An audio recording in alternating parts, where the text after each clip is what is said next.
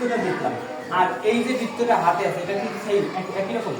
আচ্ছা, এই বৃত্তটা আমরা জানি এখানে কেন্দ্র, আর কেন্দ্র থেকে যে একটা সরল রেখা পরিধির সাথে স্পর্শ করবে, পরিধির সাথে স্পর্শ করবে সেটা কি? ব্যাসার্ধ। সেটা কি? ব্যাসার্ধ। আচ্ছা, আর যেটা কেন্দ্রের বাহিরে যাবে সেটা কি? জ্যা। আচ্ছা, এখন এটার দিকে তাকাবা না, আমার দিকে তাকাবা, আমি তোমাকে প্রশ্ন করব, তুমি কি কি উত্তর করতে পারো, ঠিক আছে? এদিকে তাকাও। আচ্ছা, এটা কি?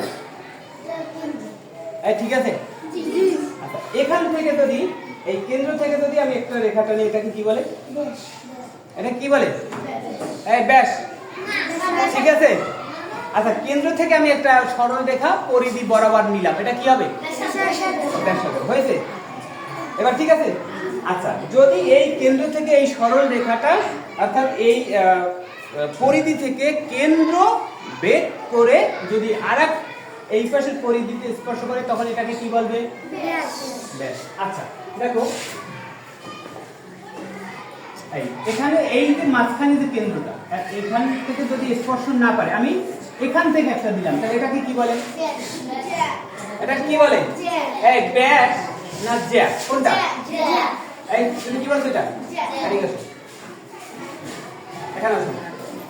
আচ্ছা, আমি এখান থেকে এখান দিয়ে একটা সরল রেখা টানলাম। আচ্ছা, এই সোজা হয় নাই, তারপরে এটা ধরতে সরল রেখা, ঠিক আছে? আচ্ছা, বলো তো এই সরল রেখাটা কি আর এইটা কি?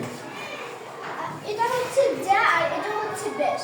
কারণ ব্যাস তো আমাদের এই পয়েন্ট থেকে আছে, তাহলে এই পয়েন্ট দিয়ে গেলে এটা জ্যা হবে, কারণ আমরা জানি যে কেন্দ্রকে যদি ভেদ করে তবে ওটা হবে ব্যাস, আর যদি কেন্দ্রকে ভেদ করে না, কেন্দ্রের পাশ দিয়ে যায়, ওটা হবে জ্যা। আচ্ছা, মানে কেন্দ্র থেকে বাইরে থেকে, মানে কেন্দ্রের বাইরে গিয়ে যদি একটি সরল রেখা এক প্রান্তের অর্থাৎ পরিধি থেকে আরেক পরিধি স্পর্শ করে তখনই এটা কি? এটা হবে জ্যা। সুন্দর বলেছে, সবাই হাত তালি দাও।